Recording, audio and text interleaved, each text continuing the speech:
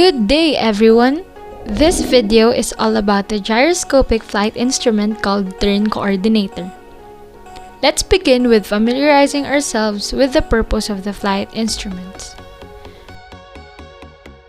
So why do we need this? The main purpose of the instrument is to guide the pilot for a much safer flight.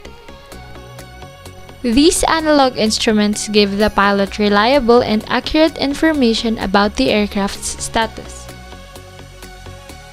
You see, aircraft instruments are consequential for every aircraft because it holds a different purpose. There are 6 instruments called the Basic 6 that shows up standards in an aircraft. These are the airspeed indicator, attitude indicator, altimeter, vertical speed coordinator, heading coordinator, and turn coordinator. These instruments provide or give 3 vital informations to the pilot controlling the aircraft. These 3 are airspeed, height, and attitude.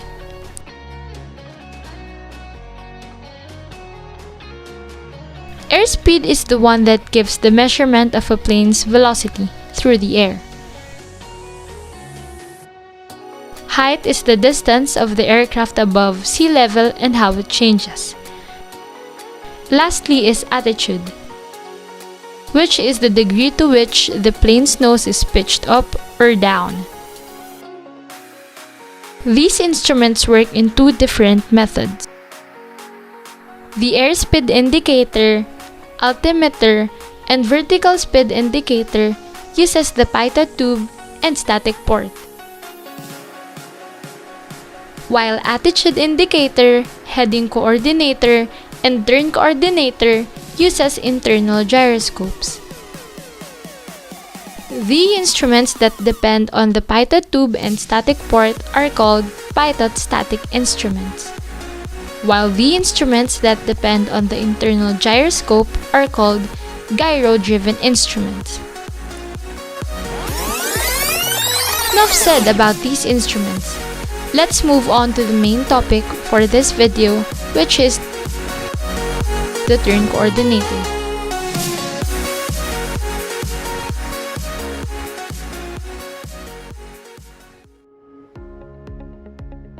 Turn coordinator is a gyroscopic instrument. This instrument works exactly like the other 2 gyroscopic instruments because they obtain work or they rely on their inner gyroscopes. Gyroscope will be explained in the latter part of this video.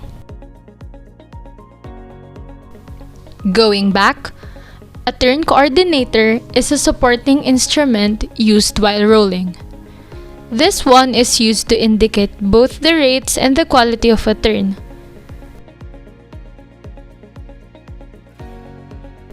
In the center of the instrument's face, you can see an image of an aircraft, which indicates the current rate of turn of the aircraft per se. 2 lines beside the aircraft's image indicate the level. The other 2 lines below indicate the standard rate turn. A standard rate turn takes 2 minutes to complete a full degree circle.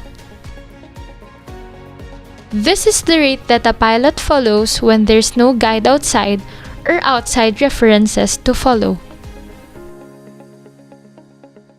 Below the aircraft image is an inclinometer, which includes a ball inside a tube filled with kerosene. The set ball has the capability to move freely from left to right or right to left. Ideally, the ball should be in the middle, which means the plane is level or coordinated. If aerodynamic forces are not balanced, the ball will slide left or right. This happens when too much rudder is used with the current amount of roll. The two conditions are called slip and skid. In a slip, there's not enough rate of turn for the amount of roll, which means the pilot needs to use more rudder. Skid, however, is when there's too much of a rate of turn for the amount of roll. So how does the inside of the turn coordinator work? Since the turn coordinator is a gyroscopic instrument, it functions with the use of a gyroscope. A gyroscope is a device which uses a spinning wheel mounted in light supporting rings that goes around in a circular form. These are used to recognize deflection or a change of an object in regards to its desired orientation. Gyroscopes have two properties: rigidity and precession. Rigidity in space is due to the axis of rotation of the wheel, wherein it has no force acting on it, yet has the ability to perpetuate at a specific place and direction. Precession, on the other hand, is the axis of rotation wherein when a force has been applied, it tends to turn at a right angle depending on how light or heavy the force has been applied. The mechanism of this instrument is pretty much obvious. This instrument can defy gravity if no force acts on it. For example, let it stand on its own, it will fall down immediately. Suspend it on another object and for sure it will also fall down immediately. But if you try to apply some force on the wheel, it will allow the gyroscope to stand on its own, and in fact, it can also create some angular momentum which can help to determine the right direction and orientation required. Have you ever questioned how an aircraft is able to maneuver and turn at a right angle with a blind spot or no visible area within the sight of a pilot? It is because of an instrument guiding the pilot on how much rate and force that he needs to apply to achieve a coordinated turn. This instrument is called the turn coordinator. A turn coordinator is a gyroscopic instrument which uses the characteristic of precession that causes an applied force to produce a movement. Let us look deeper in what the turn coordinator has inside to achieve this function in an aircraft. A turn coordinator consists of a gimbal, a canted gyro, inclinometer, and a spring. The gimbal rings hold the gyrotor in place. This gives the freedom of motion in three-dimensional planes as required by the instruments of the aircraft. The gimbal in the turn coordinator is canted to help sensing both rate of roll and rate of turn. Inclinometer is an instrument which is used to depict the yaw of an aircraft or the side-to-side movement of the aircraft's nose. Inclinometer can also be called as the coordinator's ball, which will indicate the bank angle, and the rate of the yaw, which will tell if the pilot made a coordinated turn. The spring that can be found inside a turn coordinator will help the instrument to indicate that the plane returned to a leveled flight after making a turn. Many might not have heard problems encountered with the turn coordinator, but there are few problems that might occur.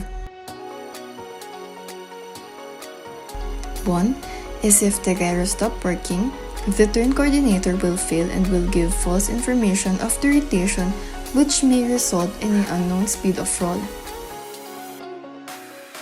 Some of the turn coordinators in an older aircraft are only powered by a vacuum pump. Vacuum pump is a device that removes gas molecules from a sealed volume in order to leave behind a partial vacuum. And so, when the vacuum pump fails, it will affect the gyroscope inside the flight instrument, and it might not spin accurately, which will lead to give incorrect readings about the aircraft. A turn coordinator has an electric gyroscope.